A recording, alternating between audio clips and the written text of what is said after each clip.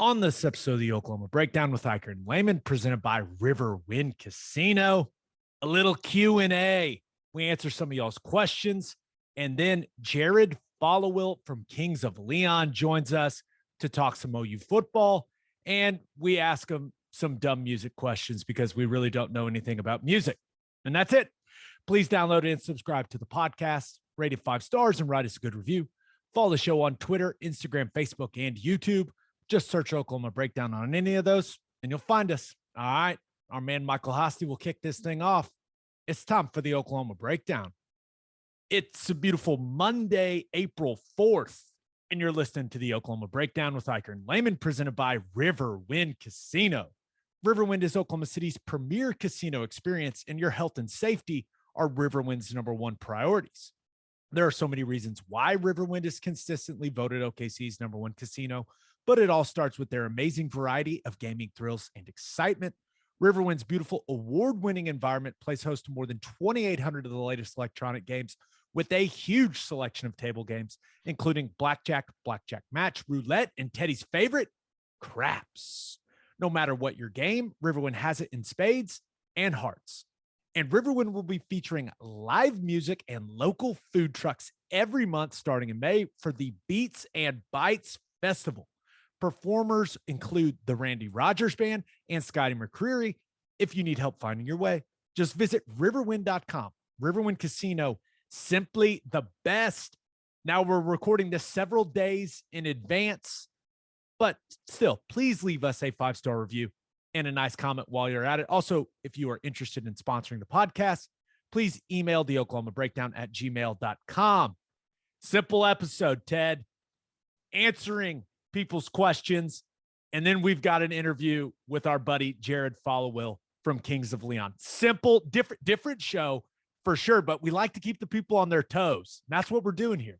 Let's Something do fresh. it. Something fresh. I love it. These are always really fun too. Yeah. All right, let's dive right into it. And this first question comes from Shandon_97, who gave us an Apple Podcast 5-star review. Thank you, Shandon. Question is, Teddy, what would be your all-time OU linebacker lineup? You can include yourself if you like, LOL. Gabe, Okay. What would be your all-time OU offensive line lineup? You can include yourself as well if you would like, LOL. No disrespect to some of the legends of OU football. So, all right, here we go. All-time linebacker lineup. Who do you got? That's an interesting one. Number one, George Cumby absolutely has to be on there. Boz has to be on there. And I'm thinking I would probably either go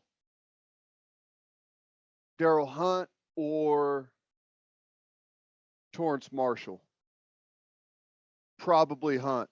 His stats are unbelievable, and he's a guy that could play the edge now too if you need him to. Probably Cumby, Boz, and Hunt. That's solid. You would be on my list if that. You would be on my list. I think really kind of an under the radar guy. Curtis Lofton was a damn good football player. Total beast. Total beast. So I don't know. I'd have to think about it more linebacker wise because, I'd have to dive into the tape, take a closer look, but there's definitely some good options. You almost have to go pre-2000 and post-2000 because right. that's almost like the breakover of where the game really started to change. Like pre-2000, you have a lot of backers that are built to stop the run. You're stopping option stuff. You're stopping I formation stuff. So it's like heavy, big backers in the box that can, thud and do those type of things. And then, 2000, you start to get into way more involved in passing game and man-to-man coverage and in all of those type of things. So you almost have to go like I don't want to say modern, not it's just different styles. And if you do that, Curtis Lofton, there's no doubt he's 100% on that list. And I have zero objection if you put him on the all-time list. Yeah, I don't want to disrespect the old timers because I'm thinking about who my all time OU offensive line would be. Like I've got a ton of respect, even though I didn't see him play. Right, I don't really know anything about him other than the awards they won. But guys like Greg Roberts, J.D. Roberts, and Jim Weatherall, like I know their names, but it's like they're not better players than Trent Williams.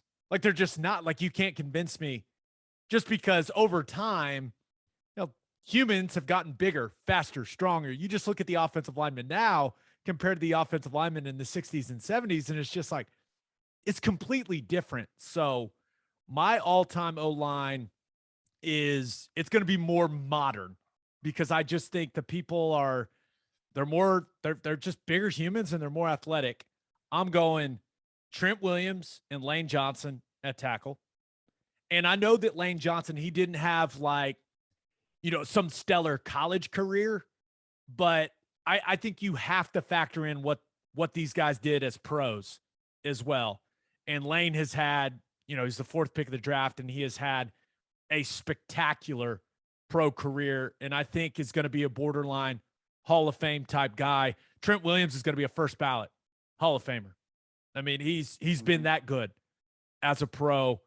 And the interior, I don't think there's really much of an argument for anyone else other than Jamal Brown. Yeah, won the Outland Trophy, the only one. first rounder. But follow me on this. He is on my all-time OU offensive line. I'm just playing him at guard. I'm playing him at right guard. Nothing wrong with that. And I know he was a first rounder as a right tackle, but I have to get him on the field somehow. And, like any good O-line coach does, Ted, I'm getting my best 5 on the field. And I like it.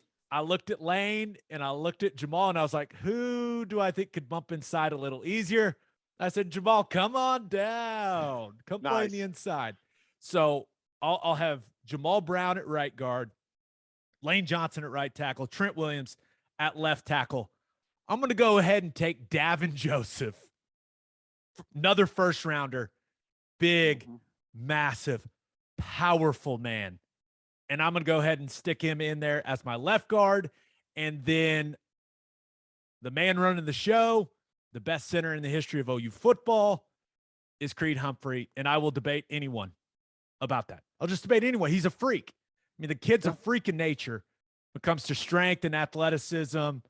And he is going to have an incredible NFL career, health pending, of course, but I think his rookie year was just an appetizer of what he's going to be as a player. So give me those 5. Trent Williams, Creed Humphrey, Jamal Brown, Lane Johnson, Davin Joseph. That's a pretty salty O-line. I'm just sitting here like smiling. That is beyond salty. That's 4 first rounders and a guy that should have been a first rounder in Creed. Second rounder, but he should have been first round talent. Man, that's crazy. Yeah, that's pretty impressive. Any debates? Impressive. No, I'll roll with that. Yeah, there's other guys that are, right there, but man, that's good. I like that one. So hell, I could run behind that line. Yeah, absolutely. Okay, this next question comes from Dan Graham, Hawaii. Gave us a 5-star review on Apple Podcasts, and he said, with regards to the O-line, how much of the blocking schemes are developed by the offensive line coach versus the offensive coordinator versus the running backs coach? Walk me through how they typically collaborate and then how their plan gets taught to the players. When you look at those 3 coaches on the current OU staff, whose tendencies, themes, preferences do you think will most heavily be represented in the running schemes, or just give your thoughts on how that dynamic will work itself out? That's a great question. And there's so much that goes into developing an offensive system, but I think it's important, and you can kind of speak to this on the defensive side, Ted. What the offensive coordinator says goes, right? The offensive coordinator is the boss of all the other offensive coaches.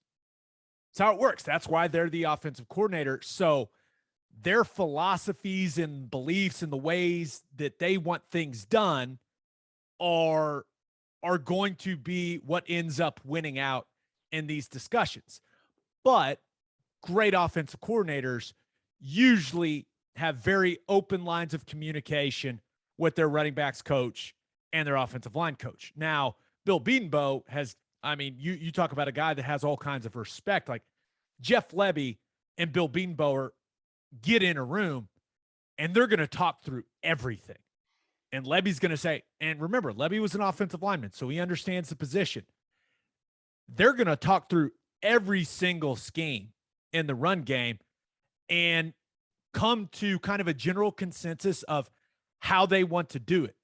The last thing you can have is the offensive coordinator telling you one thing and to do it a certain way, and the offensive line coach not going along with that. You have to have continuity in how you approach not only the concepts, but the techniques you want used in those concepts. So I think that ultimately the offense coordinator collaborates with all the assistant coaches on everything and they get on the same page. But you will see offensive line coaches, like they'll be considered the run game coordinator or something like that. Like they'll come up with the run plan for the game plan for that week. In those situations, it's all still run through the offensive coordinator. Like the offensive coordinator is the one that's going to look at it and say, okay, like it, don't like it, don't like it. But from a technical standpoint, from aiming points, the way they want to do certain things on the front side of zone as opposed to the backside, like that is all a collaboration between everyone. And then the running backs coach has to know all of that and relay it to his players and tell them where their reads are.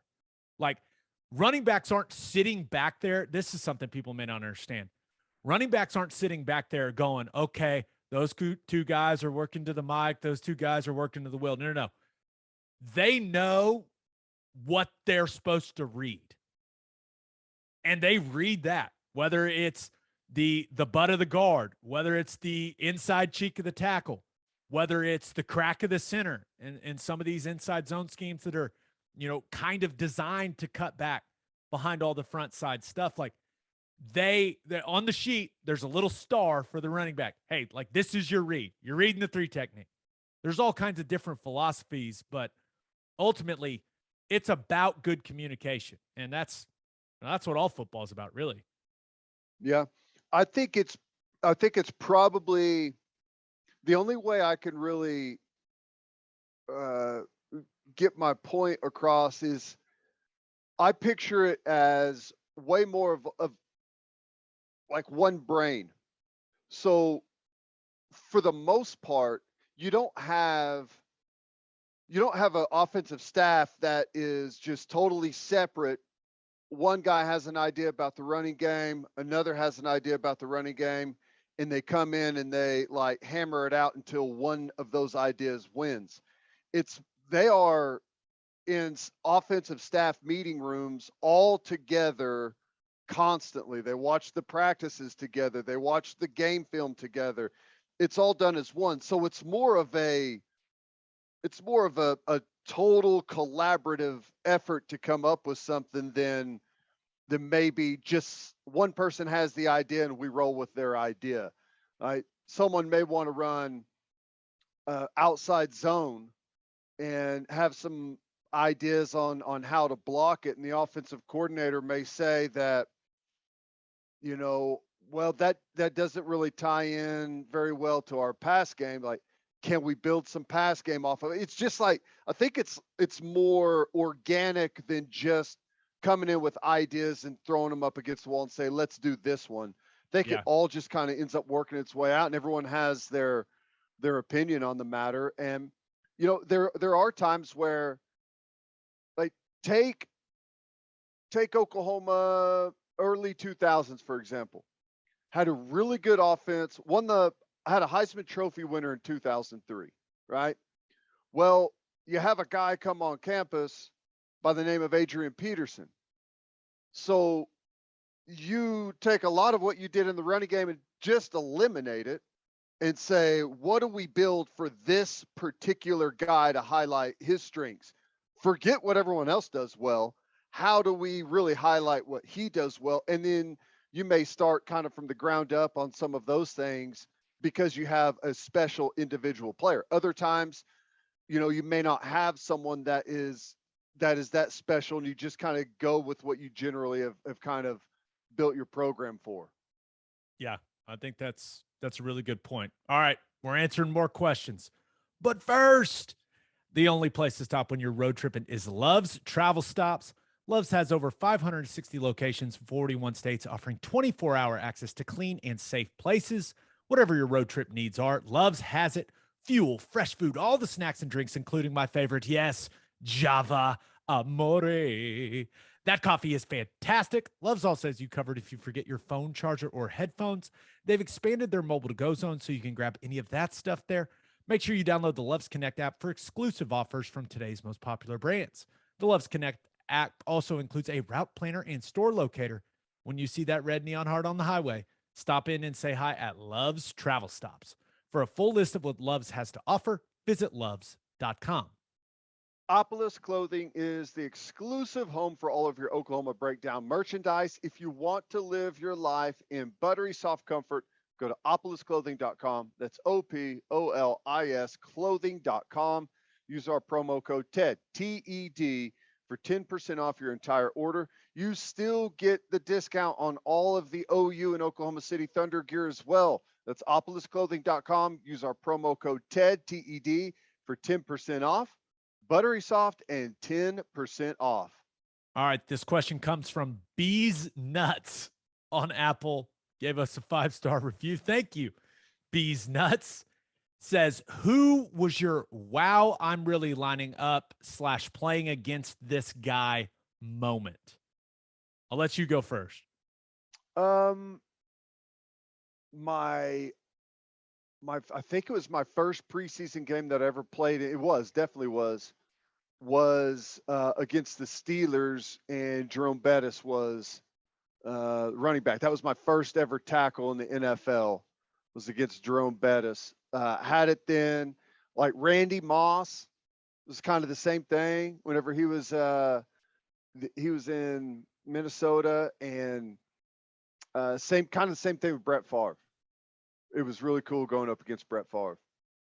Yeah. So when I was in Detroit, we went and we had a joint practice. So my rookie year, right?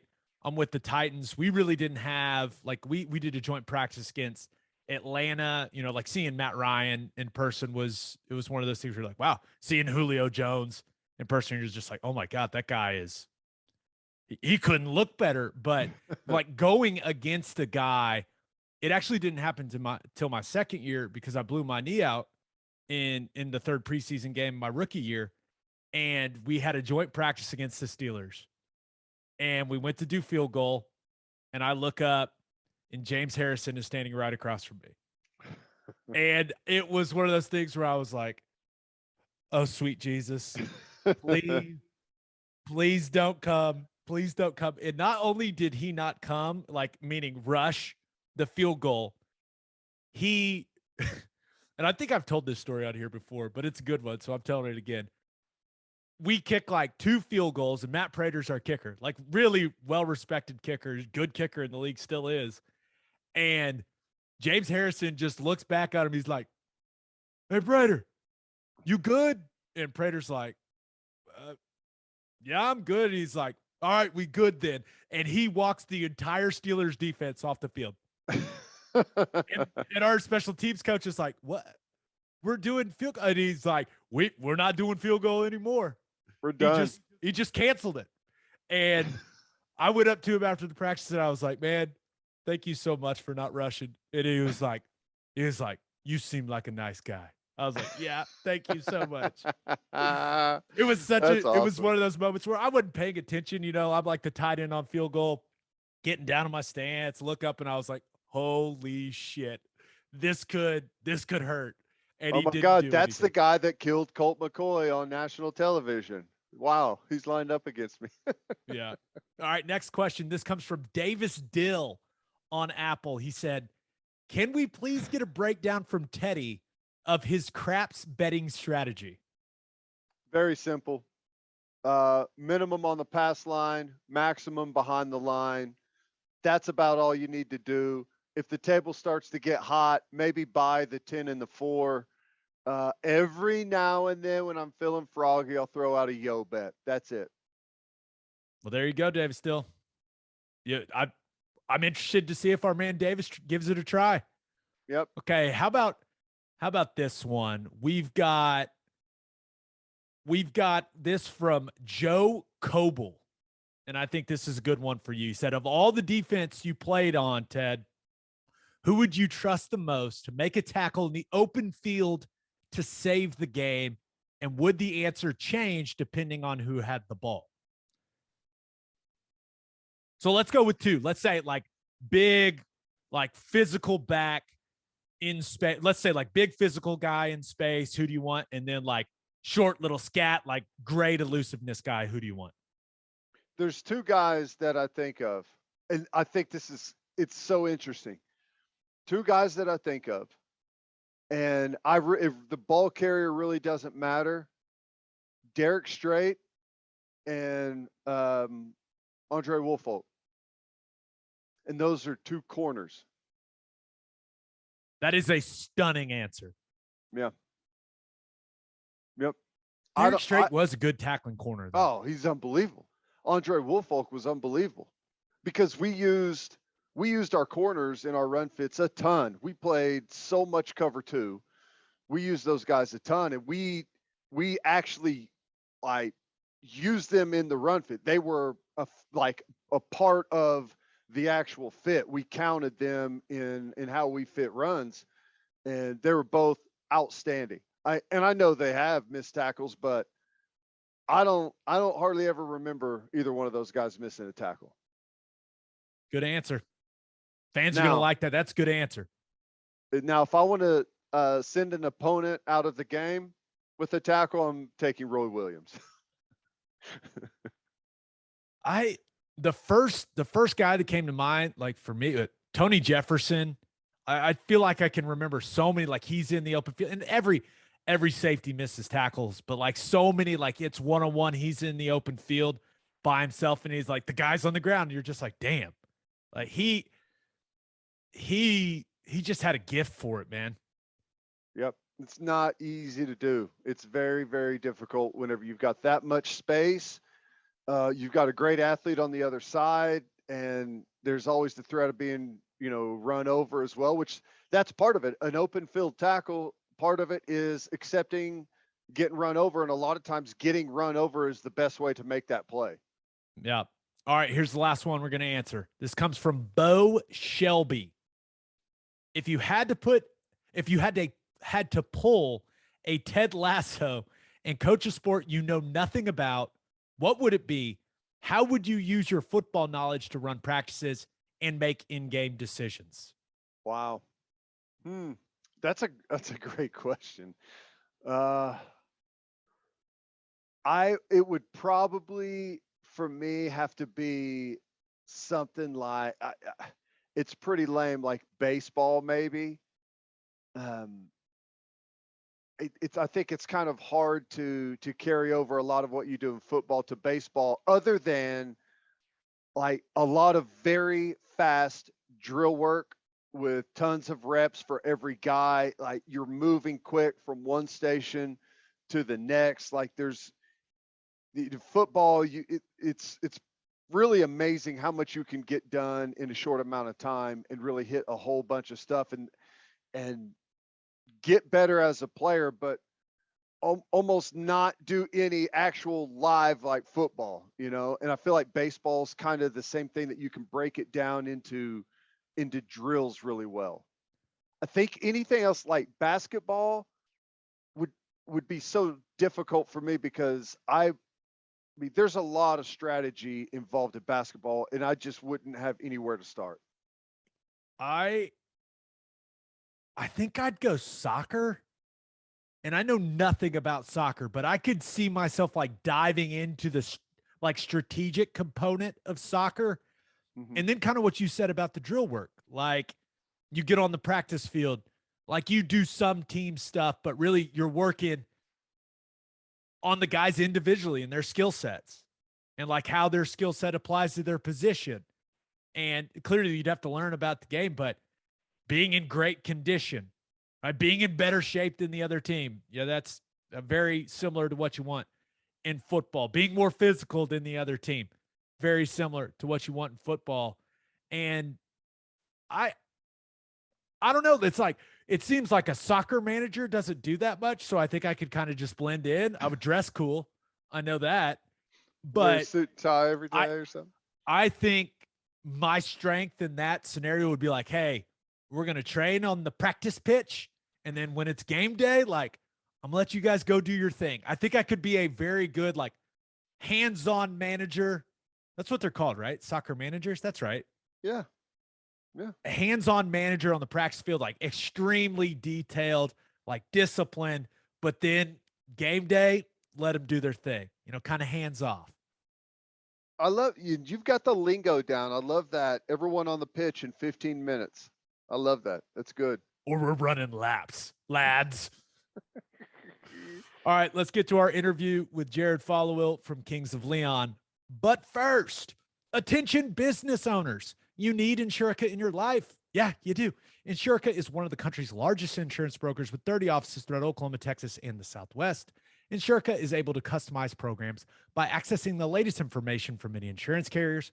They compare and contrast coverage, offerings, and pricing in order to design a cost-effective, comprehensive program to meet your business's specific needs. Insurica's clients become best-in-class businesses by working with Insurica's team of advisors to manage risk. Purchasing insurance is only one way to protect your business. Best-in-class businesses win by avoiding a loss in the first place. If your business partners with Insurica, you'll save huge amounts of money and take back control of your total cost of risk. I'm an Insurica client, and you should be too. If your business wants to be best in class, connect with Insurica at insurica.com. That's INSURICA.com. Bishop McGinnis Catholic High School has a long tradition of educational excellence. With a 12-to-1 student-to-teacher ratio, no student is overlooked. Bishop McGinnis's college prep curriculum offers 22 AP courses. There are numerous clubs and organizations for students to join, and as a proud member of the OSS AA, there are 14 sports offered. If you want to provide the best possible educational and spiritual development for your children, contact Bishop McGinnis Catholic High School or visit bmchs.org. Financial aid is available. And if you are a whiskey or bourbon drinker, stop what you're doing, head to your favorite liquor store and buy some Balcones products. You got to snag some of Balcones Lineage Single Malt Whiskey. It was just voted one of the top 20 whiskeys in the world by Whiskey Advocate, and you'll be shocked by how affordable it is. Also, you got to snag some of Balcones Baby Blue Corn Whiskey. It's made from blue corn. That's the fancy corn. And that is why it has won more than 25 awards. Last but certainly not least, you got to buy some of Balcones Pot Still Bourbon. Its big flavors make it the perfect bourbon to drink year-round. In 2012, Balcones Single Malt won the Best in Glass competition, beating brands like Johnny Walker and Macallan, became the first American distillery to win the competition.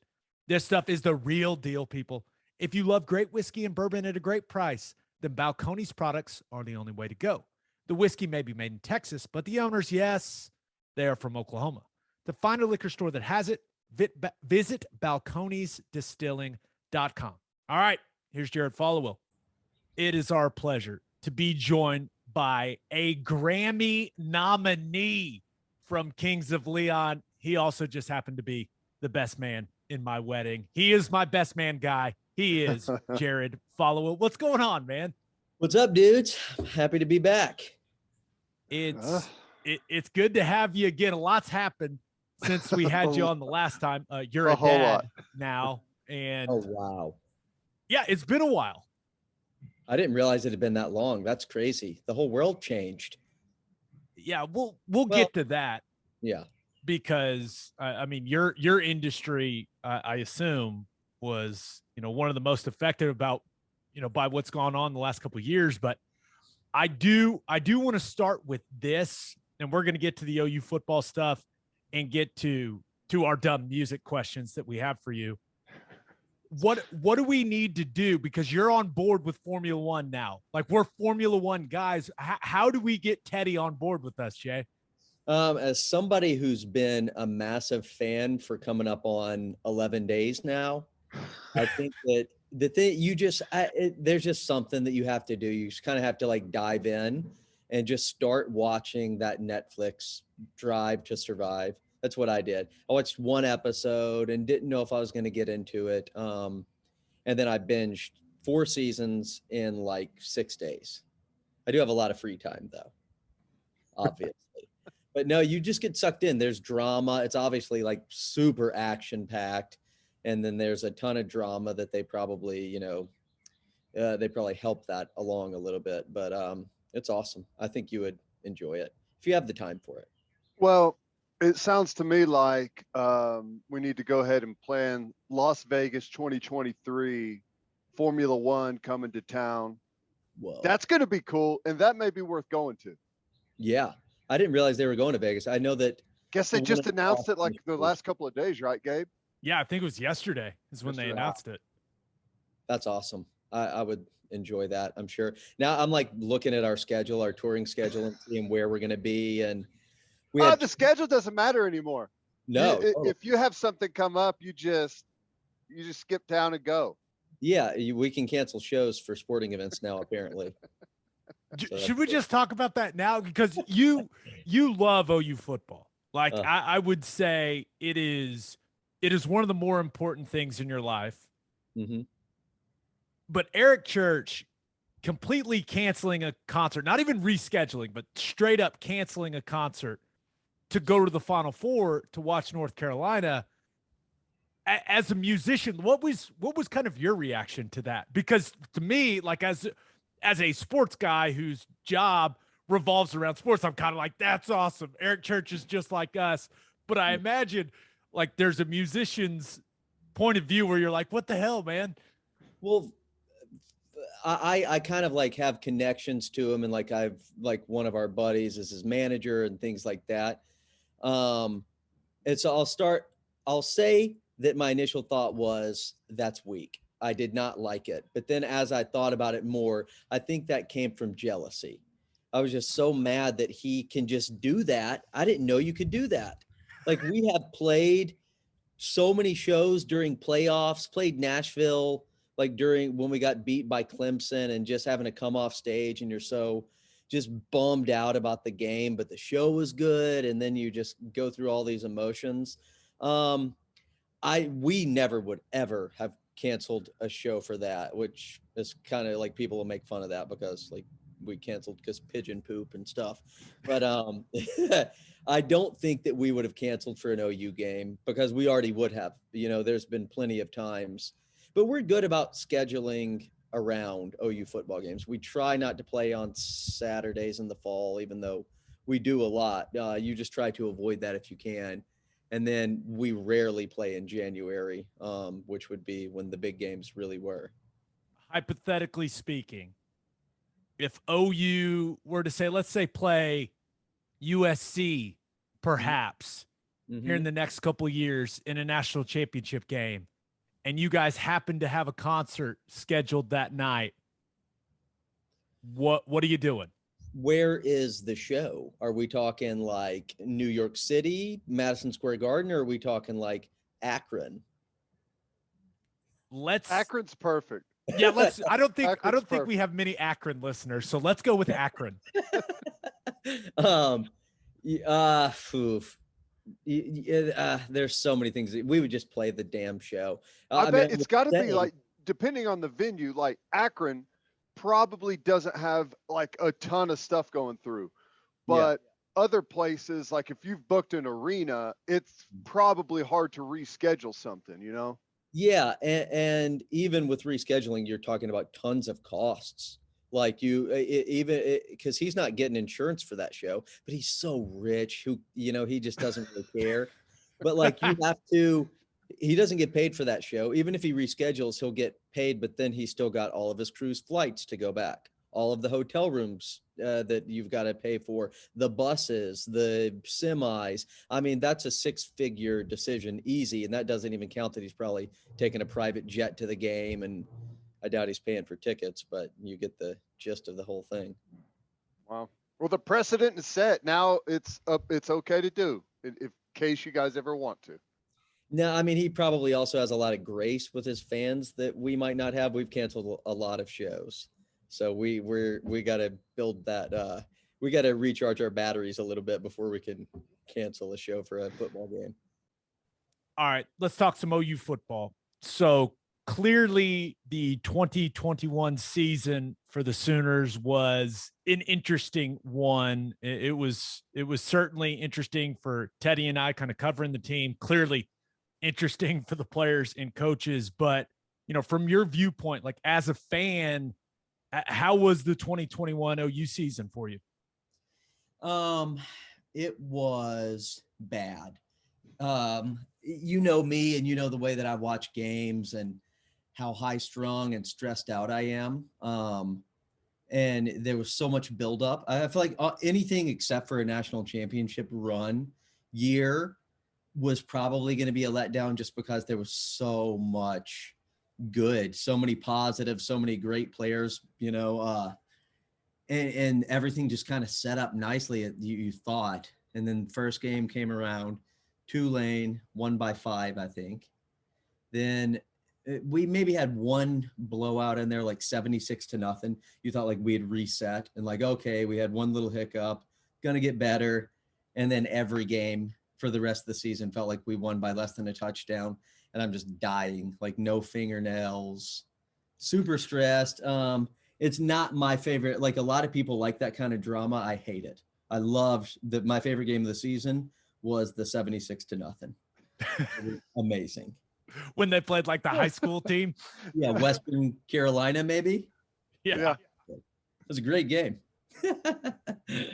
Well, so how do you digest something like the Texas game where, you have a terrible start, everything that could have gone wrong did, you fall way behind, but then you start roaring back and have, one of the most thrilling victories, got not just OU Texas, just overall in a long time.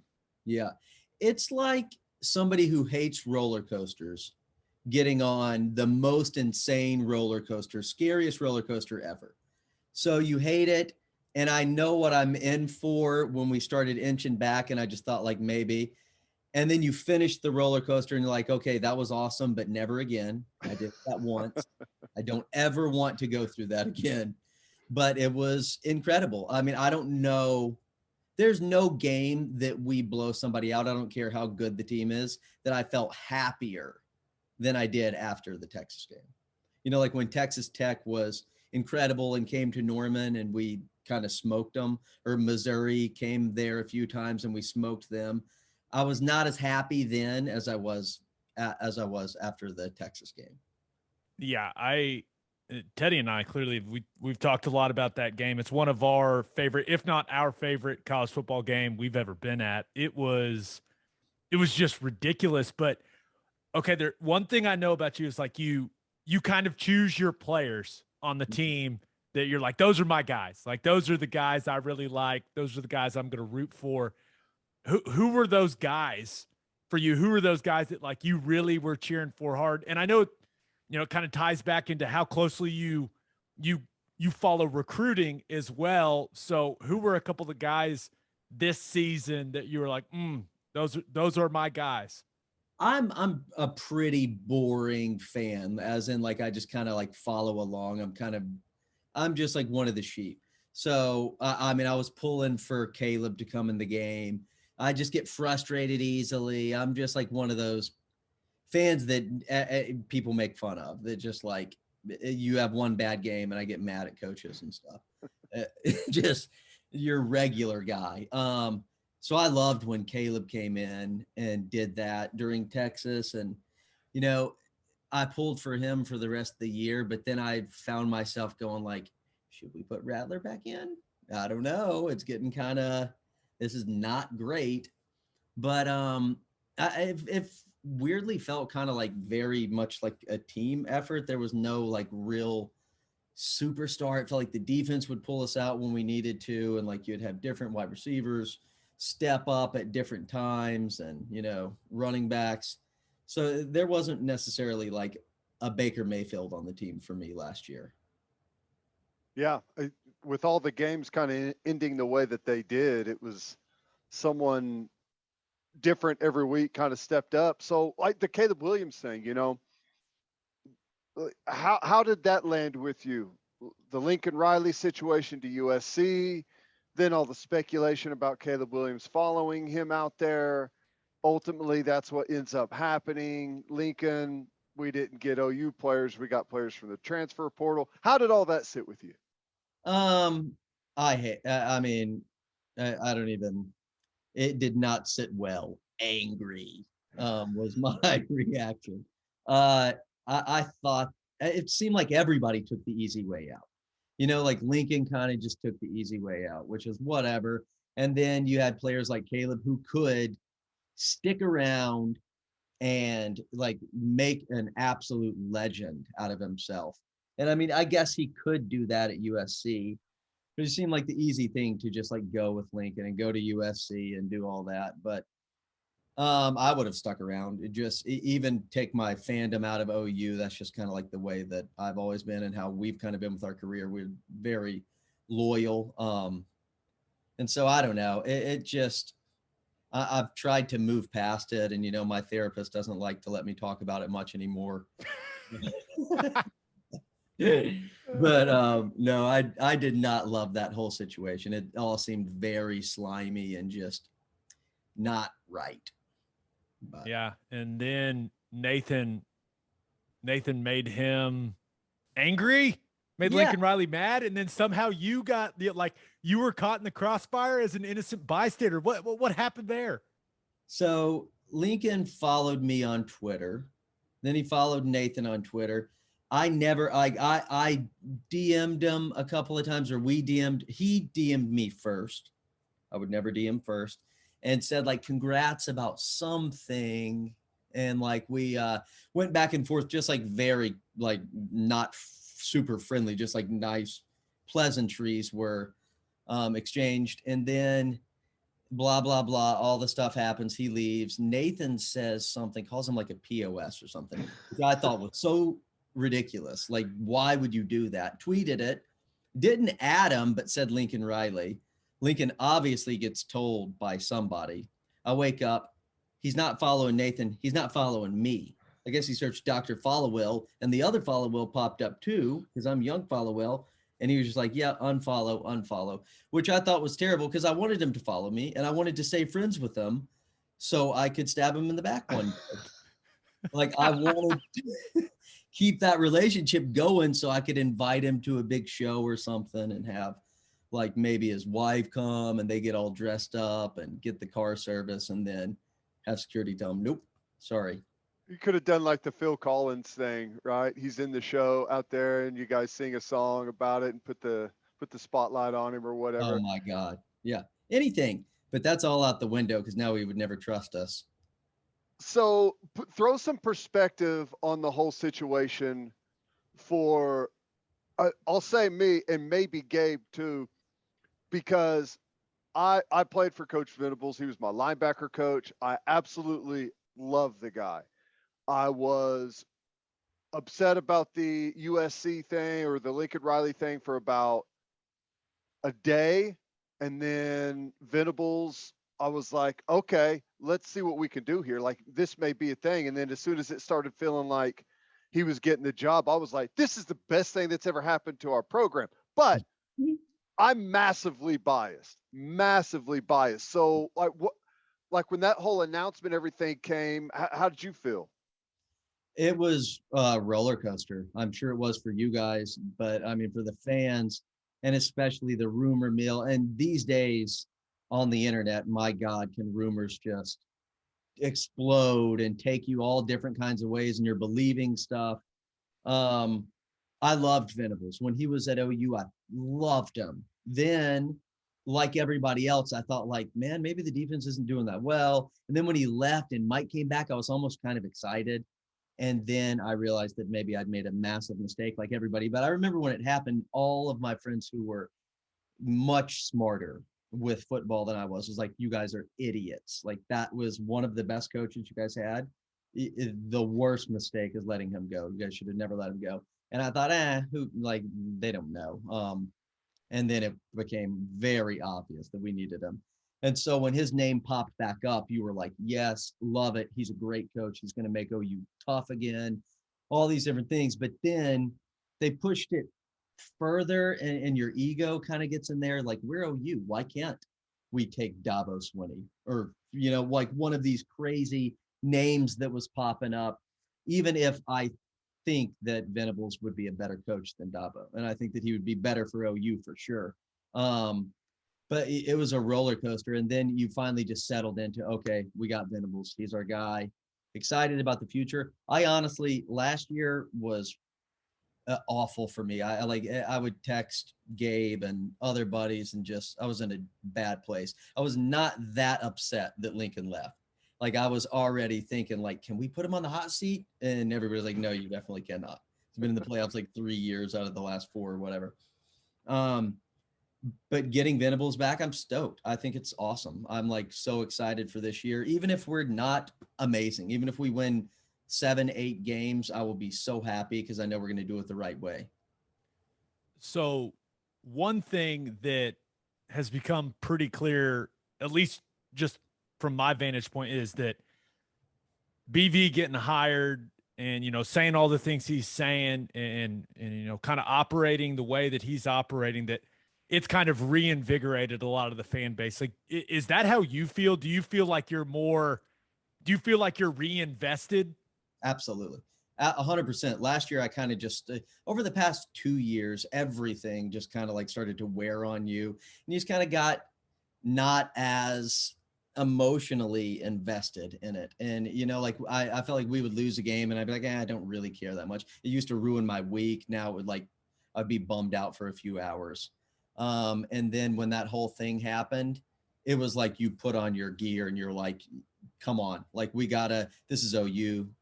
We don't get disrespected like this.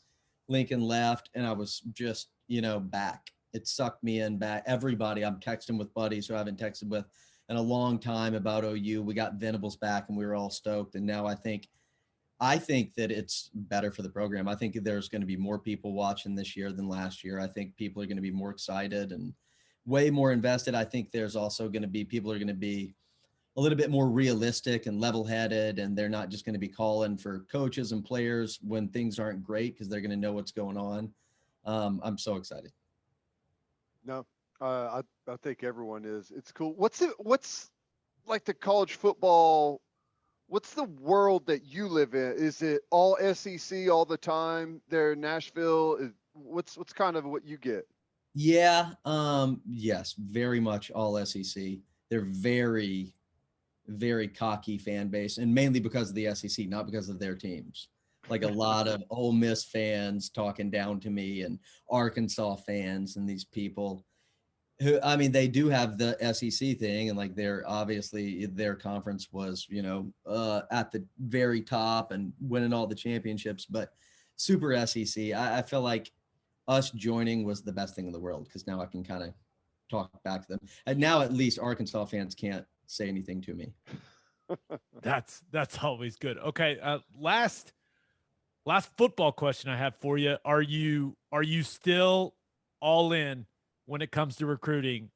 Terry Murdoch is our good buddy. We still got the group text that rolls. Like, are you still all in on kind of keeping tabs on the OU recruiting scene? Not as much as I used to be. I'll admit, definitely not as much.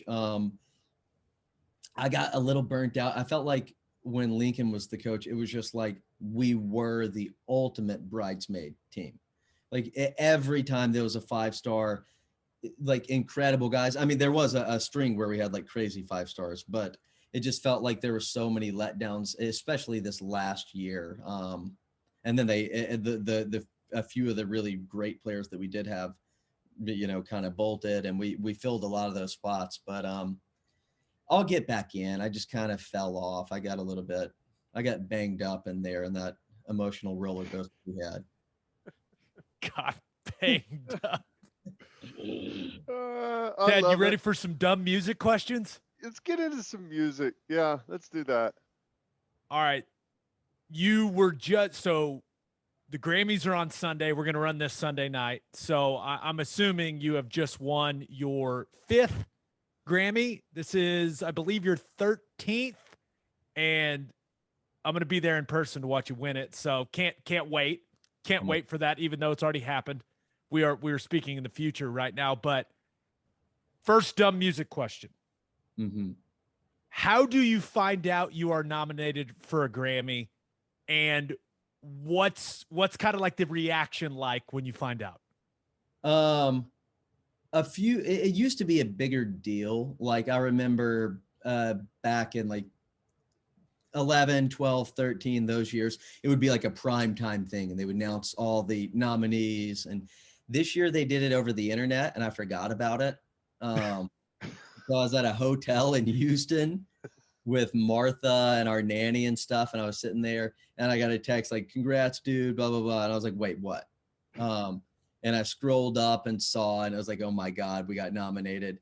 And I just told Martha and the nanny, and I felt pretty awesome that day. I was like kind of excited because we didn't get nominated for anything on our last album, so it's been like 5-7 years, I don't know, since we had our last nomination. So it felt cool. It kind of felt like we're, sort of back a little bit. It's a little validation for a lot of work that we did. So have you guys ever played the Grammys or any of those award shows like that? I feel like that's got to be such a for lack of a better phrase, a pain in the ass to play one of those things because it's not your normal setup. There's probably a whole bunch of different type of planning involved. No, it is very tough, and so we've always declined. It's every time that they've asked us to do it, it's like us and another artist, a collaboration kind of thing, and we're so bad at that. Like we know how to play our songs, and that's basically it. And we're also just kind of lazy, and like you said, so like when they ask us to do that, and it's like us and I don't think it was Rihanna, but just say like us and Rihanna or something. We're just like, that sounds like a lot of work. It's like so forced. Yeah, we just go. We'd rather be able to drink and not have to be really nervous about it. But we've done like the VMAs and a few things like that where it's like similar but on a smaller scale. But that was just ourselves playing. But yeah, we've never done it. And honestly, it's in the back of my mind that maybe they dislike us for that. And that's why we've only had 2 categories ever televised. They always do pre-televised for us in our categories. Interesting. Ted loves a conspiracy. Now you're going to have him diving into that. So I could be making this up, but did you guys get asked to play the Super Bowl one time? No. There's been talks about it, and we've shut them down on our management side. And this is back like when we were like, obviously it would have made a lot more sense like 2010, 11, 12 when like You, Somebody, Sex on Fire were like everywhere. And but we would be so bad. And so like everybody critiques the Super Bowl halftime like no other musical event on earth. It always gets you can believe it, shat upon by almost everybody, except for, a few years are incredible. This year was awesome. I actually really liked The Weeknd last year, but so many times it's just everybody's just like, oh God, did you see that? It was so bad. In the stadium, you can't even hear it. It's awful. I've been to Super Bowl, and I went to the one with Maroon 5, and you could not hear a thing.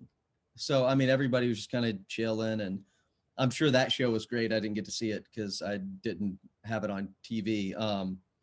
But it is the most stressful situation in the world. We are not a very entertaining band. We're kind of, our live show is kind of known for the music aspect. So like you can kind of like vibe out to the music and listen to the parts and things like that. We are not running around the stage. Caleb does not talk ever. So, I mean, it would just be a nightmare. We would have everybody. I mean, we would be pulling out every single favor we could of any artist in the world to come help us out. We'd That's so funny. play all covers. So that makes me think, because you're talking about playing the Super Bowl halftime, and you're there for 100,000 people, and it's like a made for television type of deal. So like probably you probably can't hear yourself very good. It's probably hard to play. And I was just thinking, like, have you ever had like a major malfunction while you're playing? And what do you do when something like that happens? It happens a lot, and it happens a lot more to bands like us who kind of rely more on actually playing, not a lot of computer tracks or anything like that. So we're like we're playing with our guitar plugged into our amp, and there's if any of those things mess up, you're kind of just stuck. It's been, you feel naked and humiliated. I can't imagine. It's probably like if your helmet fell off at the very beginning of a play, and you just have to like finish because the rest of the game, or yeah, that you have to finish the song, and you're just you only have to finish one song, because they'll stop after that song, and like Caleb will be like, sorry, and that's probably all he says is just sorry. Nothing else, like no. And then like your crew comes up and they'll be fidgeting and doing things, but for that song you just have to just chill, and just be like, I'm sorry, I don't know what to do. It never really happened so bad that everybody stopped, but it's awful. It's a really scary naked feeling. It just happened the last show we played. We have a song called Closer that I use a foot pedal on, and halfway through it just malfunctioned and started making a funky noise, and I just had to stop, and they just finished the song without me. But I didn't know what to do, and I was really awkward, so I just kept doing the foot pedal thing even though it wasn't working. Just hoping that maybe Brent like had his mouth out there doing it, for that's our sound guy, going whoop, boop, boop. Like, is anybody covering for me here? Because I'm dying. Fish out of water. See, like I have no knowledge of any of that stuff, so that's awesome. Okay, I do want to ask you about the Bandit, because that's what you're nominated for the Grammy for best rock song. How, like, when you write a song like that, do you know that it's really good? Like, is there a story behind that song? Like, right after you guys put it together, where you like, that's going to be big? Like, how does that all work? Yeah, with a lot of our bigger songs, they seem to come at the end of the album for some reason. And so we had gotten together like 10 songs and recorded them. And then at the end, we just try to throw something together just to see if anything can kind of stick, and just like take some raw, like quick energy. And so we had kicked that around as a kind of a guitar idea to start. And then musically, we got something together, and it was exciting. But we had like a week left in the studio. And one of those days, Caleb and I had to miss because we were flying to London to go to a 50th birthday of like an extremely powerful, incredible person on earth. That's not sketchy. It's just an extremely powerful, awesome person. Yeah, it was crazy. So like he sent us his plane to fly us to this party in London. And so and he offered it to everybody, and me and Caleb were like, we got to do that. Like, we can't miss it. It was like medieval, and we had to have like a couple of formal medieval outfits and one casual medieval. So, I mean, it's this wild. Where do you go to shop for a casual medieval outfit? I went to like an actors, that do like movies and stuff like that.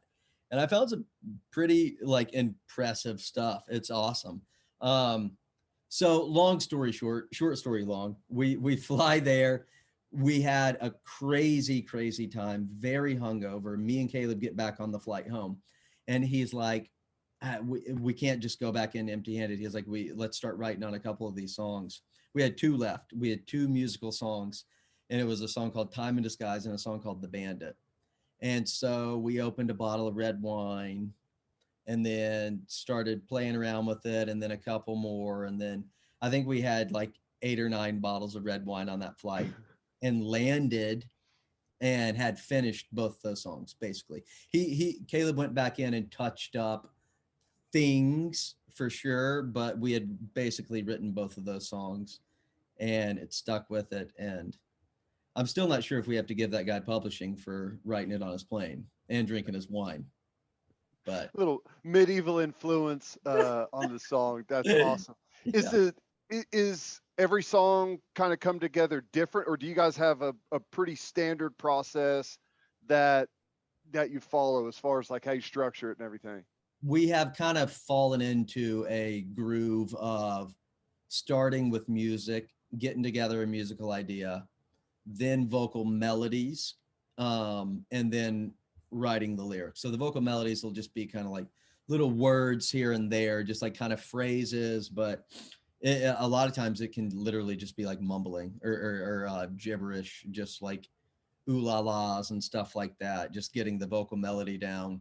And then lyrics come last. And forever it was just Caleb writing those. And then lately, the last couple albums, and especially this last album, he kind of let us in a little bit and like letting me write with him. And so, yeah, it was a cool experience getting to actually get in on the lyrics this time.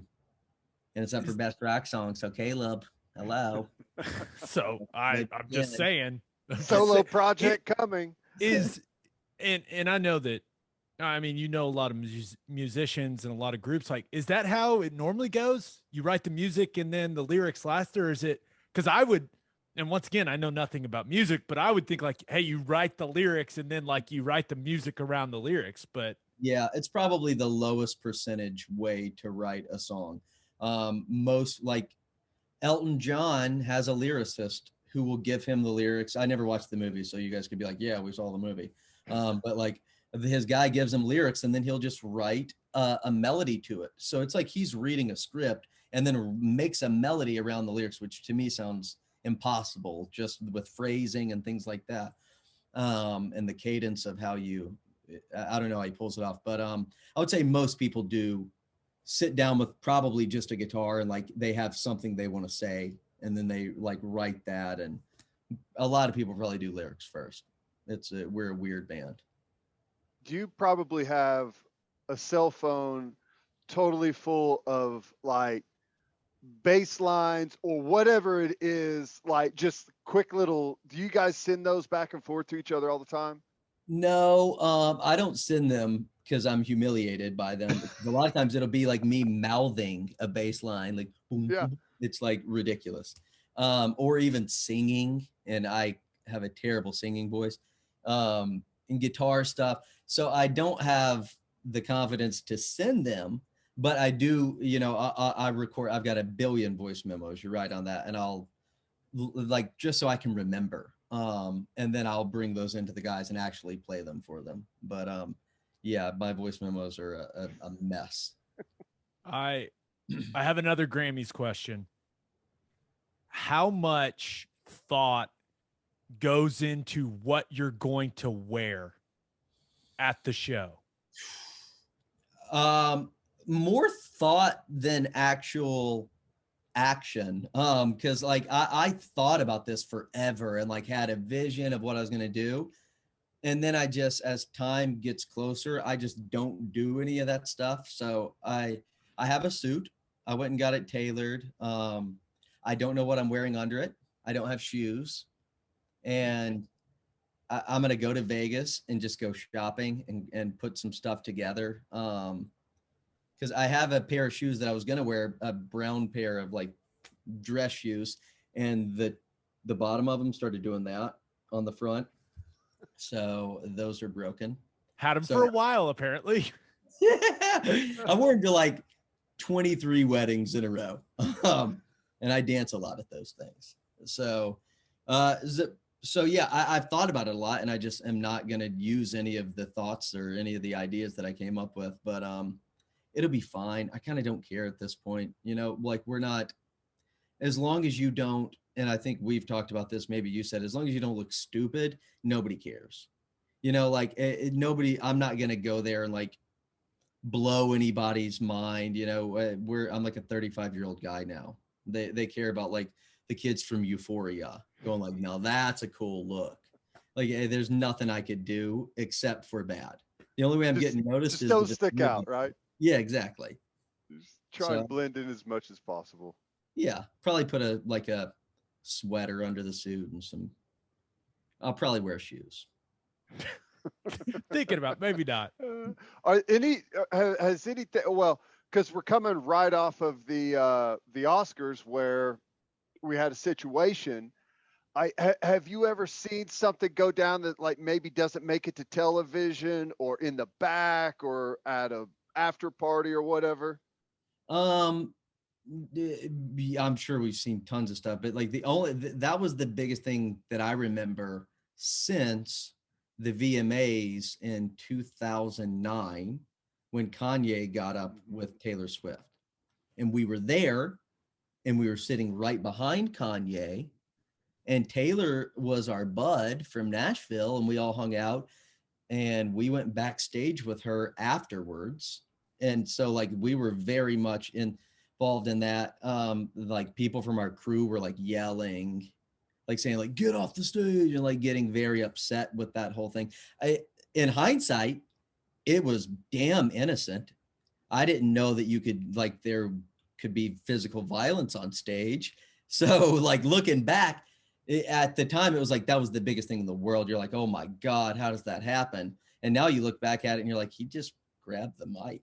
You know, like if Will Smith had just grabbed the mic, nobody would have cared, or if he just like heckled from the crowd. So, but and he's also Kanye's had a decade of stuff afterwards to where it's all like it just kind of all fits right in now, you know? Yeah, totally. Yeah, it's just Kanye. Who cares?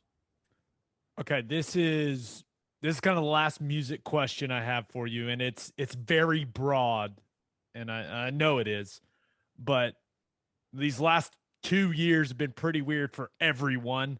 But I assume when a big part of what you do for a living is going and playing shows for giant crowds, that it has been especially weird for musicians, including yourself. Just what has that been like over these last couple of years? It's been weird and frustrating, and like, I mean, obviously weird. It's weird for everybody, but it was just like frustrating and nerve-wracking, and you know, you didn't know what to do. You know, if you don't play shows, are people going to think that you're doing the wrong thing? And like, if you do, are you doing the wrong thing? Are you being unsafe? You know, it's like, are you being unfair to your fans by not playing, or are you being unfair to your fans by playing? You know, and so like all these different things, and then it was just scheduling things and you had no idea. So you block out months of your life and then they get canceled. And then you're like, well, you know, there goes that, and too late to make really other plans. So there's a lot of sitting around. And you guys, I think last time I was on here, I talked about like I'd moved to this weird golf community, and so that's where I live now. And so I just like played golf and, you know, sat around, and we didn't take advantage of it at all, because we thought it was going to last a month, and then 2 months, and then maybe this could last 6 months, and then a year. And then it was like, this might never end, you know? So I think if everybody had known going in, okay, you're basically going to have a year and a half of just like off. We could have like done something really cool with it, but we didn't. We played golf. There's something really cool about that. Get caught up on your golf game a little bit, you know, but Really? So how long were you guys how long was it between like performing, and was there some of that, like I'm sure there's always a little bit of the butterflies type of stuff whenever you're going out in front of a bunch of people, but whenever you finally did go back out, was it like kind of feel like the first time again had been so long?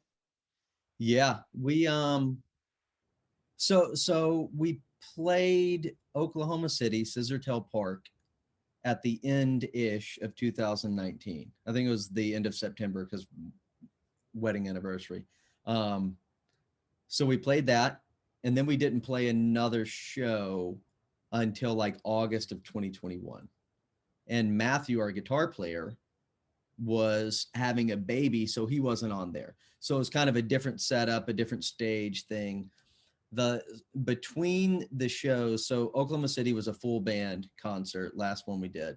And then in March, we just played a concert in Bahrain, which is it's Saudi Arabia, basically.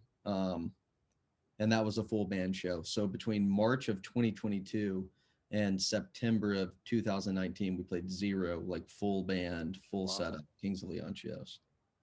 It was a long, long time. Yeah. That it was a weird time. Yeah. And we didn't get that much worse. I love you.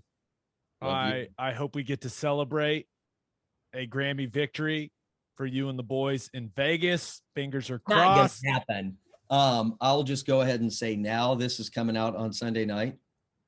It was an honor to be nominated. You're the best, man. Thanks for the time. And yeah, 5-time Grammy award winner. Wait, 5-time. Yeah, let's speak it into existence. Come on. What's the worst that happens is you don't win and then I look stupid. I mean, what's new? Yeah, that's okay. I believe, but it's not going to happen. You're the man. Thanks. Thanks, guys. That was awesome. Well, I hope they won. I know. Going to be awesome. Either way, it's awesome. You're actually there right now. That's kind of cool. I'm in the future, but in the past. That was great. Always fun catching up with our buddy, Jared. All right. On that note, episode 202 in the books. We'll have a new podcast that'll drop Thursday morning. Just a reminder, you can hear Teddy from 3 to 6 on 94.7 The Ref. You can hear me from 3 to 5 on Sirius XM Big 12 Radio, channel 375. Hope you all have a great week. And until next time, we appreciate y'all for listening. And do what you always do, Oklahoma. Take care of each other.